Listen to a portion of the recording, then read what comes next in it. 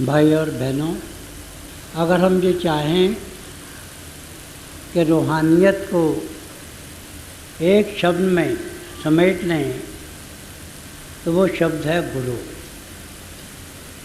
वो शब्द है मुर्शिद, वो शब्द है मास्टर।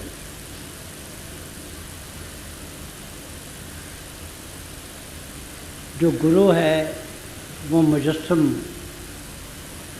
खुदा होता है, जीता जागता चलता फिरता परमात्मा होता है, वर्ड मेड फ्लैश होता है, पर्सोनिफाइड क्रिएटर होता है। जब से ये संसार बना है गुरु की महिमा गाई जा रही है और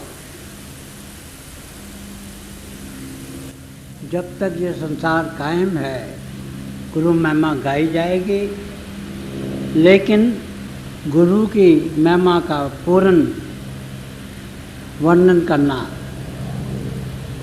इंसान की ताकत से बाहर है। ये कहा गया है कि अगर हमारी जितनी धरती है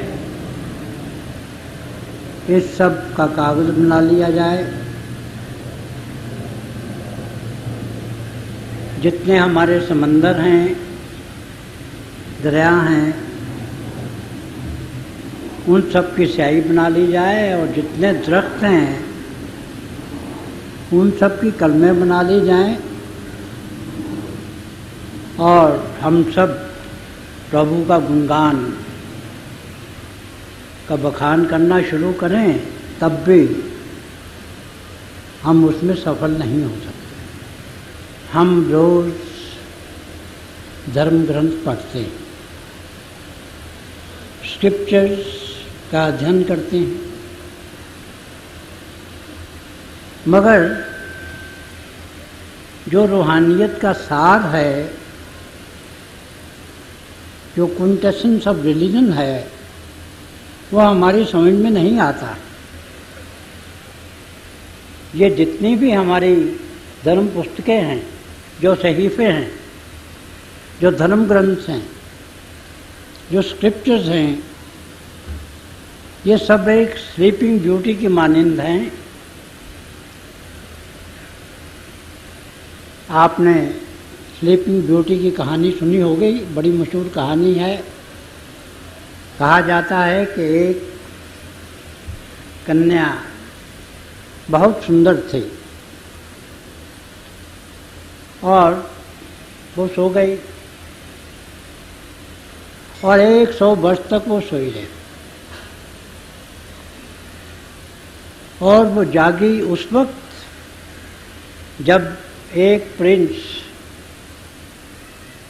एक शहजादा उसके पास आया। उसने उसे अपने स्पर्श से जो निंद्रा से उससे उठा दिया। उसने उसके माथे को चूमा और उठ के खड़ी हो गई। उससे पहले बहुत से उसके चाहने वाले उसके इर्द गिर्द घूमते रहे, उसे पुकारते रहे, उसका गुणगान करते रहे, क्योंकि वो बहुत सुंदर थी, इतनी सुंदर कि उसका व्याख्यान नहीं किया जा सकता था। मगर वो सोई रही। चाहने वालों ने उसकी नज़र अपनी तरफ मबजूल नहीं की। हाँ, जब शहजादा आया, Prince of godly love, Prince of divine beauty, तो उसने उसे अपने स्पर्श से जगा दिया और फिर वो बातें भी करने लगी, प्रेम की बातें, जिंदगी को उबार देने वाली बातें, इशारे किनारे भी करने लगी। और पहले वो बड़ी सुंदर थी, मगर सोई हुई थी, खुद भी सोई थी, और जो इसके इर्द गिर्द आते थे उन्हें भी कुछ समझा नहीं सकती थी, बुझा नहीं सकती थी। वो एक स्लीपिंग ब्यूटी थी। मगर जब उस डिवाइन प्रिंस ने उसे छुआ तो उसने अपनी आंखें खोल दी।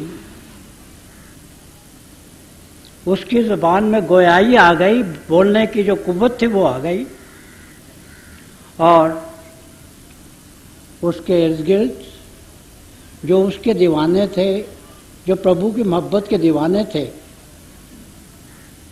उन्हें उसने मदहोश कर दिया, सरशार कर दिया। यही बात है हमारे ग्रंथों की, यही बात है हमारे सहीफों की, हमारी स्क्रिप्चर। हम उन्हें पढ़ते हैं, उनका पाठ करते हैं, कई बार पढ़ते हैं, मगर वो एक स्लीपिंग ब्यूटी के मानिंद होते हैं। हमें वो जियादान नहीं दे सकते।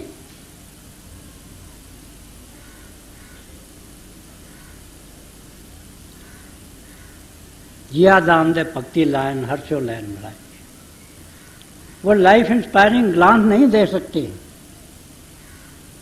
हमें वो जिस्म और जिस्मानियत से ऊपर नहीं ला सकते हैं।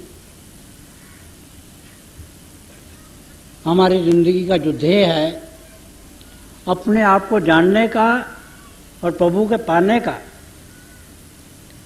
उसकी पाने में वो हमारी सहायता नहीं कर सकती। मगर जब हमें कोई मुर्शिद, कोई संत सद्गुरु अपने चरणों में बुला लेता है और हमें नजो नजदी निहाल कर देता है, अपनी नजरे कर्म से हमें उबार देता है, तो जितने भी ये सहीफे हैं, जितने धर्म ग्रंथ हैं, वो उठ के बैठ जाते हैं, बातें करनी शुरू कर देते हैं, समझाना शुरू कर देते हैं, अपना रास्ता दिखाना शुरू कर देते हैं। वही धर्म ग्रंथ जो होते हैं,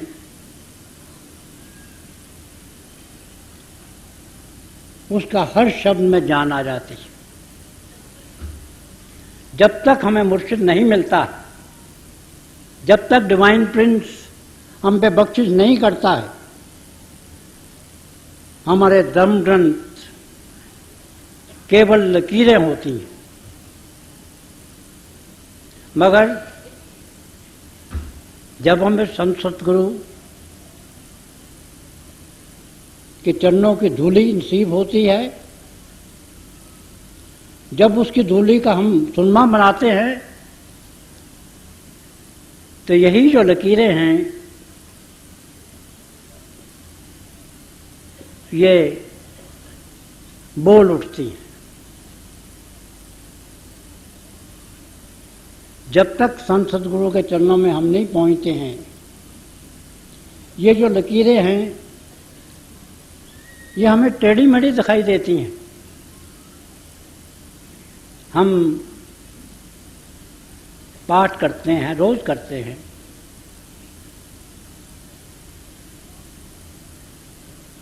मगर हमारा रास्ता बहुत लंबा होता चला जाता है,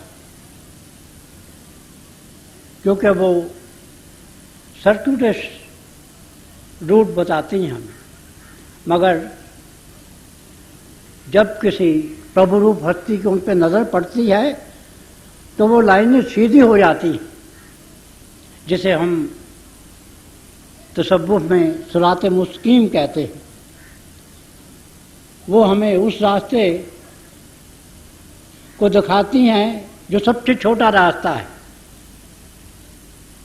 और जिस पे चलकर इसी जिंदगी में हमारी आत्मा और परमात्मा का मिलाप हो सकता है।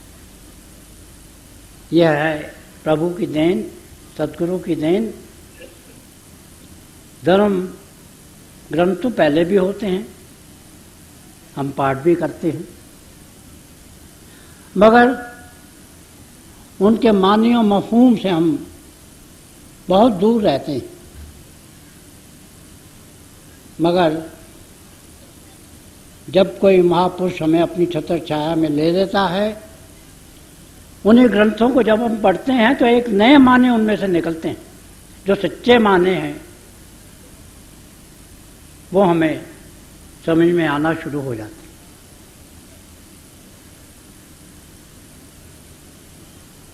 ये तो एक देन है प्रभु की।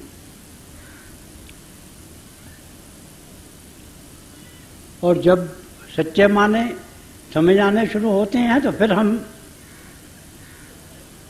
जो भी हमें शिक्षा मिलती है उसमें हम अमल करते हैं।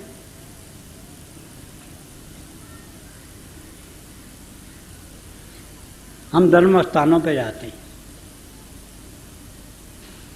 कहते हैं कि अमृत पीते हैं। ठीक है, अमृत पीते हैं, मगर वो अमृत कैसे बनता है?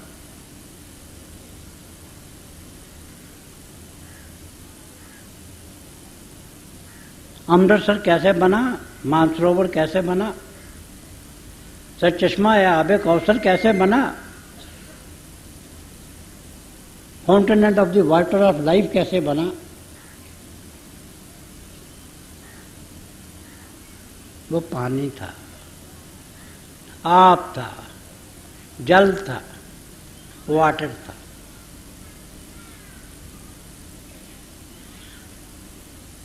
बाइबल में एक किस्सा आता है कि पानी था, वो अमृत बन गया, आबे हयात में तब्दील हो गया, वाटर ऑफ लाइफ बन गया। मगर वो कैसे बना? तो सद्या बाद एक दफा एक कंपटीशन हुआ और उसमें इसी मजमून को रखा गया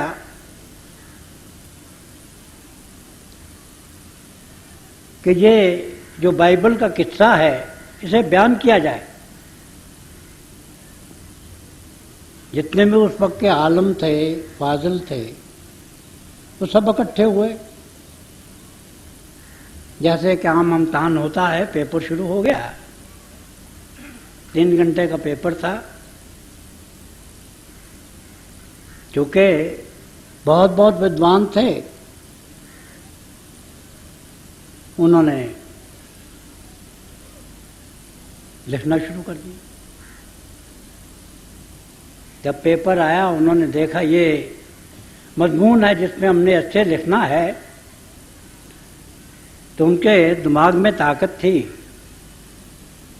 कलम में जोर था, लिखते चले गए, सफ़ात के सफ़ात लिख दिए। मगर उनमें एक प्रभु का भक्त था, प्रभु की मस्ती से सरशार था, सरमस्त था।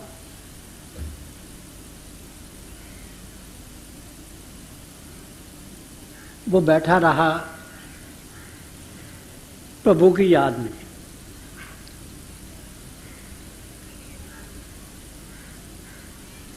जब पेपर खत्म होने वाला था तो वहाँ के जो इन्विजिलेटर थे उन्हें आके उसे झंझोड़ा कि भाई तू तो यहाँ इम्तहान देने के लिए आया है। उन्होंने कहा अच्छा, वक्त खत्म हो रहा है। उसने कलम उठाई और एक फिकरा लिख दिया, वक्त खत्म हो गया।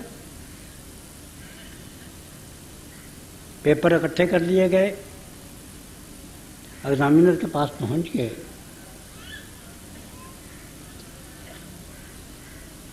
अब जितने भी आलम थे, जितने भी फाजिल थे, उन्होंने तो अपने पेपर अपने दिमाग पे जोर पे लिखे थे, अपने डिक्शन पे जोर से लिखे थे, ज़बानदानी के बल पे लिखे थे। उनमें से हर एक ये समझता था कि इनाम मुझे ही मिलेगा, और मगर जब उसका रिजल्ट डिक्लेयर हुआ तो वो प्रभु रूप इंसान जो पूरे का पूरा तकरीबन वक्त प्रभु की याद में बैठा रहा और जिसने सिर्फ एक फिक्रा लिखा था, उसे सर्वप्रथम डिक्लेयर कर दिया गया कि ये सबसे अव्वल है। लोग हैरान हो गए। बहुत से लोगों के लिए ये शौक था कि ये क्या हो गया, इसने कुछ लिखा नहीं, ये तो सोया रहा। क्या खबर थी कि ये सोया रहा जब प्रभु के साथ ये तो इकमिक हुआ था। तो आखिर में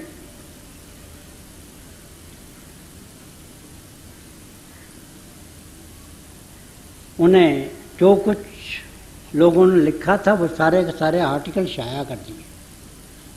तो ये जो प्रभु का भक्त था, इसने सिर्फ एक ही सेंटेंस लिखा था, और वो सेंटेंस ये था कि water saw his Lord and it blushed, कि पानी था, उसने अपने प्रभु को देखा, सुंदरता का जो केंद्र था, जो सोर्स ऑफ ऑल ब्यूटी था, उसे देखा और वो शर्माया। और जब हम देखते हैं कि शर्माते हैं तो हमारे गाल जो हैं सुर्ख हो जाते हैं, ग्लो करने लगते हैं। तो जैसे कोई कन्या है वो शर्माए तो देखिए उसके गाल कैसे ग्लो करने लगते हैं, सुर्ख हो जाते हैं। तो इस वाक्य का उन्होंने यूं बयान किया कि था तो पानी, जब प्रभु को देखा, प्रभु की खूबसूरती को देखा और उसे यह एहसास हुआ कि इतनी बड़ी हस्ती जो है ये मेरी तरफ तवज्जो कर रही है, वो तवज्जो को जिसका पहले उसे कभी तजुर्बा नहीं हुआ था।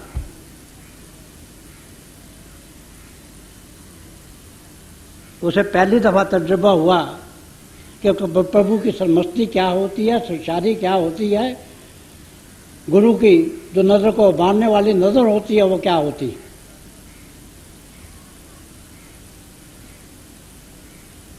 ये जो एक निगाह करम है वो क्या होती है, लिरिकल ग्लैंस क्या होती है। तो पानी जो शर्माया तो उसमें रंग आ गया और उस रंग ने उसे शराब में तब्दील कर दिया।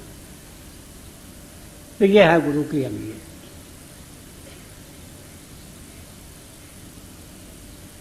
हमारी आत्माएं युगों युगों से 84 लाख जिया जून में घूम रही हैं, चक्कर लगा रही हैं, दुख और दर्द से करा रही हैं, सिसक रही हैं, तड़प रही हैं, बिलक रही हैं।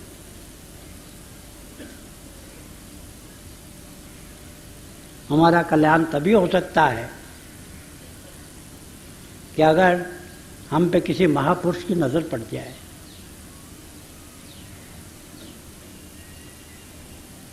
और वो ये जो हमारी जिंदगी है इसे वाटर ऑफ इमॉर्टैलिटी बना दे, इसे अमृत बना दे,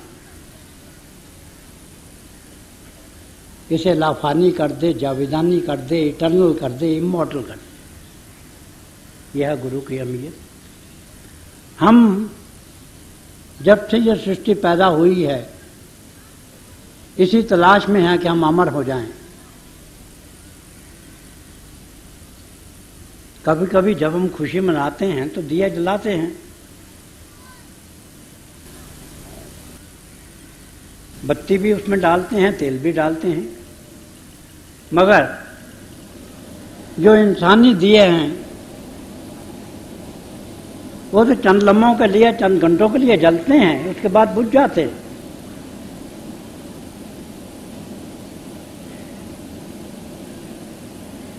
यही हालत है हमारे संगीत की।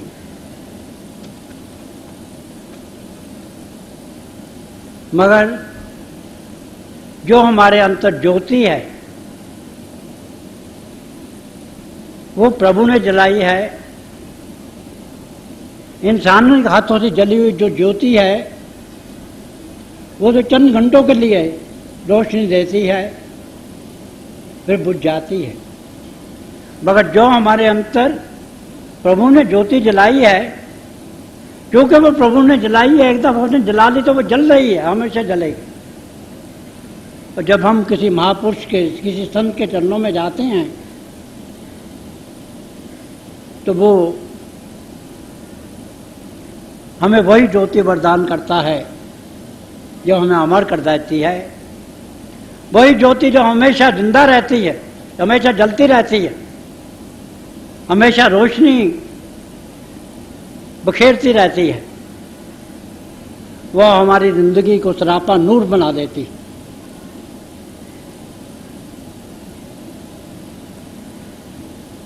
हर जर्रे को आफताब बना देती है, हर कण को सूर्य बना देती है। और ऐसा सूर्य जो हमेशा जगमगाता रहे, इसी तरह से हम संगीत की बात करते हैं, मौसीकी की बात करते हैं, म्यूजिक की बात करते हैं। बहुत बड़े बड़े म्यूजिशियन हुए हैं, मगर जो हमारा इंसानी म्यूजिक है तब तक चलता है जब तक हमारी उंगलियां काम करती हैं, जब तक हमारा गला काम करता है, चाहे वो वोकल म्यूजिक हो या इंस्ट्रूमेंटल म्यूजिक हो।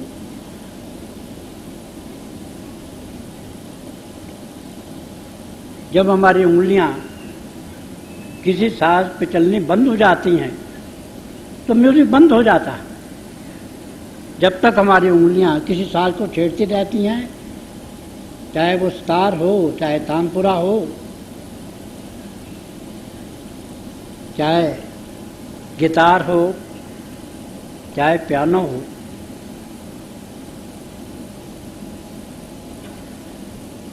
चाहे ड्रम्स हों, वो जो आवाज़ है वो उतनी देर तक आती है जब तक हमारी उंगलियां चलती हैं।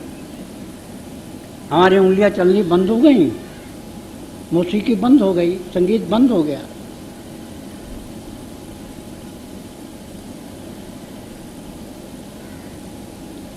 मगर हाँ, इसके हमें इशारे मिलते हैं।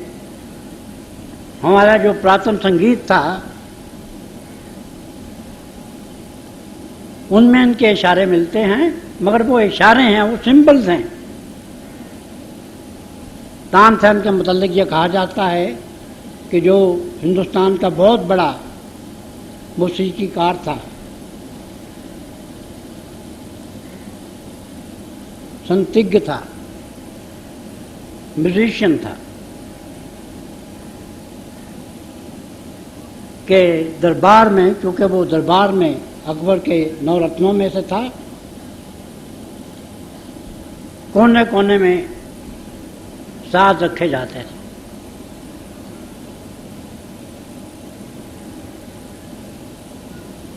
वो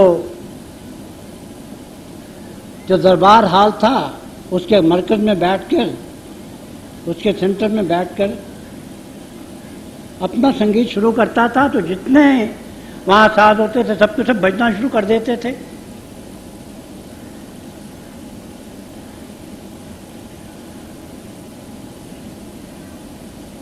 वो जब दीपक राग आता था तो आग लग जाती थी। उस वक्त जब मल्हार गाया जाता था तो बरसात आ जाती थी, वर्षा आ जाया करती थी। और यही बातें जो हैं हमारे जो पुरातन ऋषि मुनि हैं उनके मुतल्लिक भी मंसूब की जाती हैं।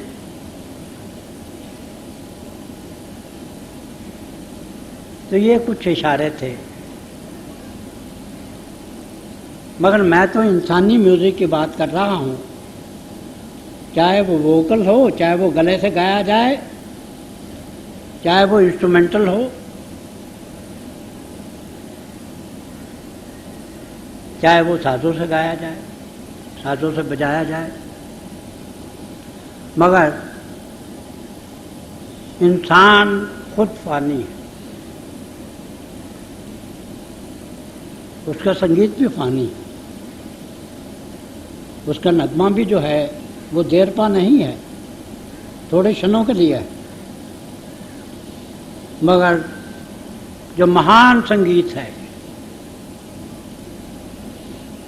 जो सब संगीतों की सोर्स है, जो केंद्र है जिससे सब संगीत निकलते हैं, वो है शब्द, वो है श्रुति, वो है वर्ड, वो है कलमा, वो है बांगे आसमानी, वो है लॉगस, टाओ।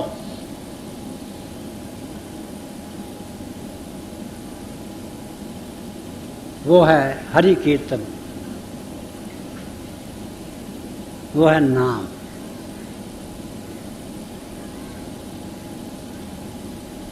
और वो जो श्रुति का आगाज, उसका आरंभ प्रभु ने खुद किया है। प्रभु ने एक दफा वो संगीत शुरू कर दिया है, वो हमेशा बजता रहता है, हमेशा जारी उतारी रहता है और हमेशा जारी उतारी रहेगा। और फिर उस संगीत को कहते हैं अनहत, अनस्टक, जो उंगली से बजाया नहीं जाए, खुद ब खुद बजे। और फिर वो नगमा जो प्रभु तक ले जाता है उसे कहते हैं ज़बान बेज़ुबानी। ज़बान के बगैर वो नगमा गाया जाता है, साजों के बगैर वो नगमा अलापा जाता है। तो प्रभु ने अलापा है, प्रभु ने गाया है, वो हमेशा हमारी रूहों को उभारता रहता है। और जब हम किसी महापुरुष के चरणों में आते हैं तो उसकी सबसे बड़ी दया यही होती है कि हमें उस ज्योति से वो जोड़ देता है जो हर वक्त जलती रहती है, हर वक्त रोशनी देती रहती है।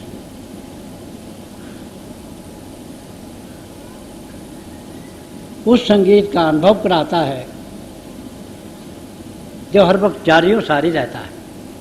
और यही ज्योति और श्रुति का मार्ग है।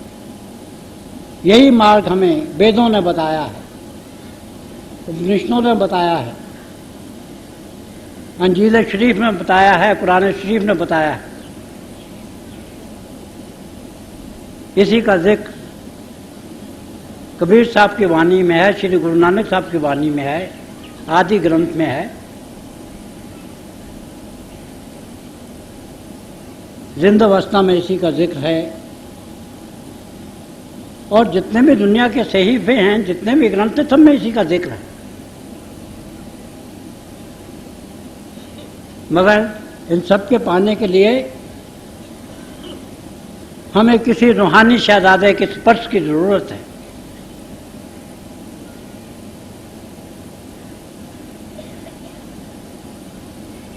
और वो जो रूहानी शहजादा है वो होता है हमारा गुरु। हम सब सोए हुए हैं, गुरबानी में आया है।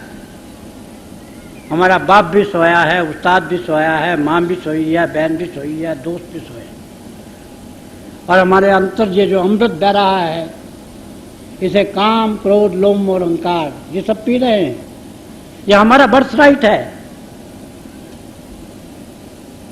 पैदाइशी हक है कि हम उस अमृत को पिएं,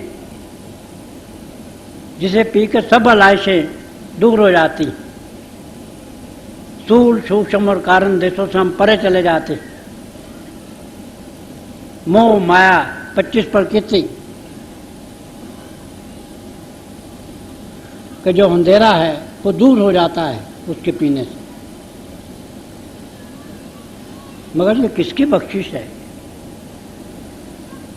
ये संत सतगुरु की बख्शिश है, ये किसी मुर्शिद कामिल की बख्शिश है, ये किसी परफेक्ट मास्टर की बख्शिश है। हम जितने भी यहाँ बैठे हैं, हम सब बहुत खुशनसीब हैं कि हमें प्रभु रूप हस्तियों ने ज्योति और श्रुति का जाति अनुभव दे दिया है। हमें ये चाहिए कि जैसा उन्होंने हमें हुक्म दिया है, अपने आचार को, अपने व्यवहार को शुद्ध बनाएं, अपने जीवन को सदाचारी बनाएं और रोजाना भजन करें, सिमरन करें। हर लम्हा, हर घड़ी, हर सांस प्रभु की याद में गुजारें, ताकि ज्योति और श्रुति के जरिए हम उस आखिरी मंजिल पे पहुंच जाएं, जहां हमारी आत्मा और परमात्मा का मिलाप होता है, जहां हमें हमेशा की सरखुशी, हमेशा की सुशादी, हमेशा की सरमस्ती और हमेशा की मुक्ति मिलती है।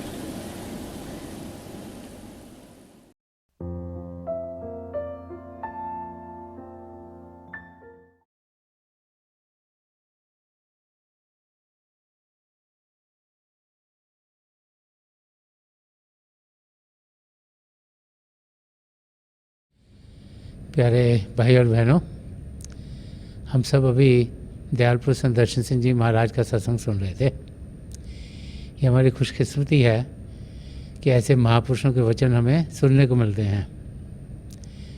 बार संत दर्शन सिंह जी महाराज में यही याद कराया करते थे कि प्रभु प्रेम से भरपूर हैं और प्रभु को पाने का रास्ता भी प्रेम का रास्ता है। प्रभु का प्रेम हम सबके अंदर बसा हुआ है। जब हमारा नज़रिया बदलता है, जब हम बाहर की दुनिया से ध्यान हटाकर अंदर की दुनिया में बढ़ते हैं, तो फिर हम प्रभु के प्रेम की झलक को पा लेते हैं। और जितना ज़्यादा ध्यान अंदर की दुनिया में करेंगे, उतना ही प्रभु के प्रेम के रंग में हम रंगे जाएंगे। थोड़ी देर के लिए आप सब अभ्यास के लिए बैठ जाएं। मेरी पिता परमेश्वर के चरण कमलों में और जो पिछले संचय के महापुरुषों हैं, हजूर बाबा सावन सिंह जी महाराज, परम संत कृपाल सिंह जी महाराज और दयालपुर संत दर्शन सिंह जी महाराज की चरण कमलों में यही प्रार्थना है कि जो जो हम सबके लिए बेहतर हो वही हमारी ज़िंदगी में ढले।